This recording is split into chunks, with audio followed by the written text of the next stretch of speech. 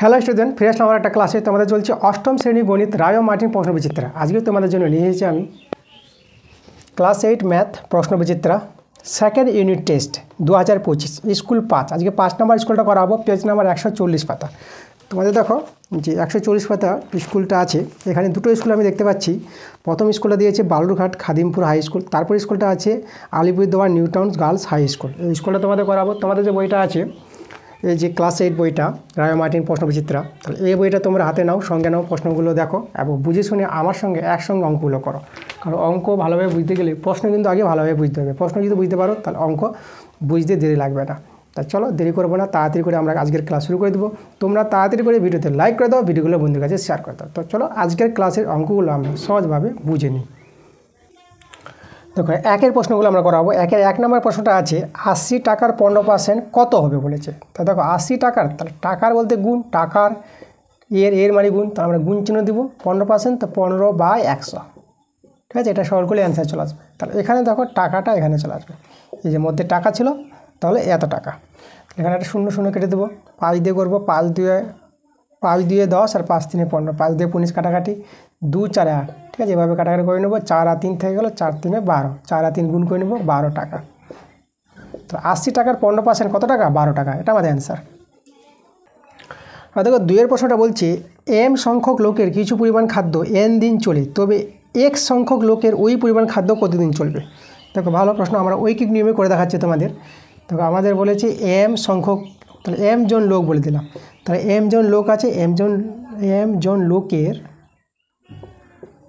লোকের খাদ্য চলে কতদিন বলেছে, এখানে n দিন বলেছে, n দিন, ঠিক আছে। একটা নির্দিষ্ট পরিমাণ খাবার আছে, ওই খাবারটা m জন লোক কতদিনে খায়, n দিনে খেতে পারে। এবার একজন লোকের ওই খাদ্য কতদিন চলবে। তাহলে একজন লোকের কতদিন চলবে? বেশি দিন চলবে। দেখো m জন বলতে একটা সংখ্যা আছে, এখানে 12 বা 10 বা 15 জন হতে পারে এটা। তো 15 জন লোকের যেহেতু খাবারটা n দিন বলতে এখানে সংখ্যা ধরে নাও 10 দিন। তাহলে 15 জন লোকের যদি 10 দিন চলে, তাহলে একজন লোকের ওই খাবারটা বেশি দিন চলবে। একজন লোক তাড়াতাড়ি খেতে পারবে না, তার জন্য সেই খাবারটা বেশি দিন যাবে। বেশি দিন মানে গুণ হবে, ঠিক আছে। বেশি বলতে গুণ, তাহলে গুণ করে দেবো আমরা m × n, এতদিন। এবার আমাদের এখানে বলেছে এক সংখ্যক লোক আছে, মানে একজন, তাহলে একজন লোকের ওই খাদ্য কতদিন চলবে। এখন একজনের যদি বেশি দিন চলে, তাহলে একজনের চেয়ে x জন বেশি জন হয়ে গেল, তাহলে বেশি জনের কম দিন চলবে। বেশি জন লোক খাবারটা তাড়াতাড়ি খেয়ে নেবে, তাহলে কম মানে এটা ভাগ হবে, তাহলে mn/x, তাই না। এই যে এতদিন চলবে, তাহলে অ্যান্সার আমাদের হয়ে যাবে এটা mn/x। তাহলে দেখো তো এটা আমাদের অপশান দেওয়া আছে, কত নম্বর অপশানে মিলছে আমাদের, একটা অপশান আছে a নাম্বার অপশানটা, তাহলে অ্যান্সারটা আমাদের a নাম্বার। 3 প্রশ্ন দেখো আমাদের আছে 3ab, 9a²c, দুটো রাশি দেওয়া আছে। এই দুটো রাশির গসাগু বের করতে বলেছে। তো দুটো রাশিকে আগে ভেঙে নাও। তো 3abকে ভাঙলে আমরা 3 × a × b, এটা ভাঙাই আছে, তো আমাদের শুধু গুণের আকারে লিখে দিলাম। আর একে যদি আমরা ভাঙাই, দেখো 9কে আমরা 3 × 3 করতে পারবো, আর a² আছে, তাহলে a × a, আর একটা c আছে। তাকে এভাবে রাশিগুলো আগে ভেঙে নেব, তারপরে এই দুটো রাশির আমরা কী করবো, গসাগু, আমাদের গসাগু করতে বলেছে। গসাগু বলতে কি, যেটা মিলবে দুই জায়গা থেকে, যেটা কমন থাকবে সেটা আমরা নিব। 3 3 মিলেছে, তো 3 নিয়ে নেব।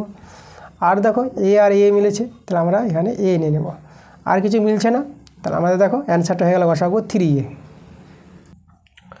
দেখো 4 প্রশ্নটা বলেছে দুটি সংখ্যা x ও y এর গসাগু z হলে সংখ্যা দুটির লসাগু কত হবে। আচ্ছা দেখো আমাদের একটা সূত্র আছে, এই সূত্রটা আমাদের জানতে হবে। দেখো দুটি সংখ্যার গুণফল, দুটি সংখ্যার গুণফল সমান সমান হবে সংখ্যা দুটির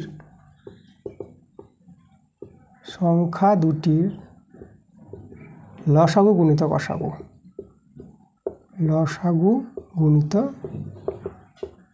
গসাগু, ঠিক আছে। এটা আমাদের সূত্র। যে কোনো দুটি সংখ্যার গুণফলটা হয় সেই সংখ্যা দুটির লসাগু গুণিত গসাগু, তাই না। এটা আমাদের সূত্র। এবার দেখো তো এখানে আমাদের এই যে সংখ্যা দুটির গুণফল, মানে সংখ্যা দুটি দেওয়া আছে, সংখ্যা দুটি x ও y, তাহলে x ও y এর গুণফল হচ্ছে x × y। আর সংখ্যা দুটির লসাগু গুণিত গসাগু, সংখ্যা দুটির গসাগু বলে দিয়েছে কিন্তু লসাগু বলেনি, তাহলে লসাগুটা আমরা লিখে দিলাম, কিন্তু গসাগু বলে দিয়েছে কত, z বলে দিয়েছে। দেখো তাহলে এখান থেকে আমাদের লসাগুর মানটা বের করবো। তাহলে অতএব লসাগু কত হবে, লসাগু। তাহলে সমাধান নিয়মে ভাবলে লসাগুর মানটা দেখো, এই যে জেডটা আছে, জেডটা এর নিচে নেমে যায়, এটা আমাদের সমাধান নিয়ম। তাহলে দেখো এক্স ওয়াইয়ের গুণফল এক্স ওয়াই, আর এই যে জেডটা আছে লসাগুর সঙ্গে গুণ ছিল, সেটা কী হবে, এর নিচে নেমে যাবে, মানে এখানে জেডটা নেমে যাবে।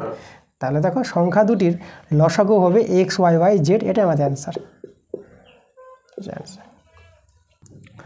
দেখো 5 প্রশ্নটা বলছে ত্রিভুজের 3টি কোণের সমষ্টি কত। তো আমাদের জানতে হবে একটি ত্রিভুজের 3টি কোণের যোগফল, যে কোনো ত্রিভুজের 3টি কোণের যোগফল, এই যে 3টি কোণের যোগফল কত হয়, 3টি কোণের যোগফল হয় 180 ডিগ্রি। তাহলে আমাদের অ্যান্সারটা কোথায় হবে, এই যে অ্যান্সার ত্রিভুজের 3টি কোণের যোগফল 180 ডিগ্রি, এটা আমাদের অ্যান্সার।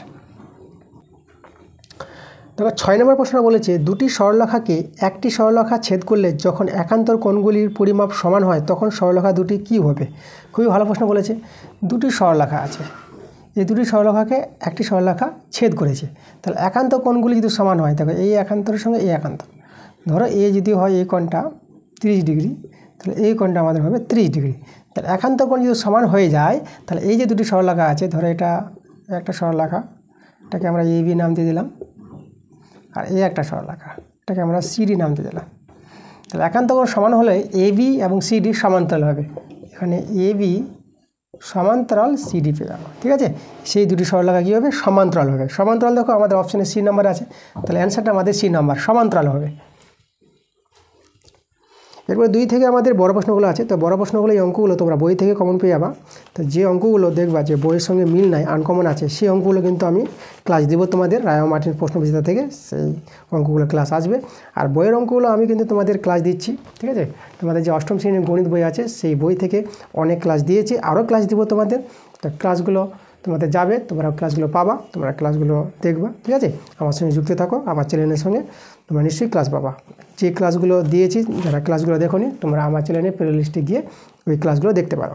তাহলে আমি তোমাদের অবজেক্টিভ টাইপের যে প্রশ্নগুলো ছিল, ছোটো প্রশ্নগুলো, সেগুলো করিয়ে দিলাম। তার ক্লাস তোমাদের কেউ লাগলো, ক্লাস যদি ভালো লাগে তো ভিডিওতে লাইক এবং ভিডিওগুলো শেয়ার অবশ্যই করবা। তা দেখা হবে তোমাদের সঙ্গে আবার পরের ভিডিওতে। তোমরা সবাই ভালো থাকো।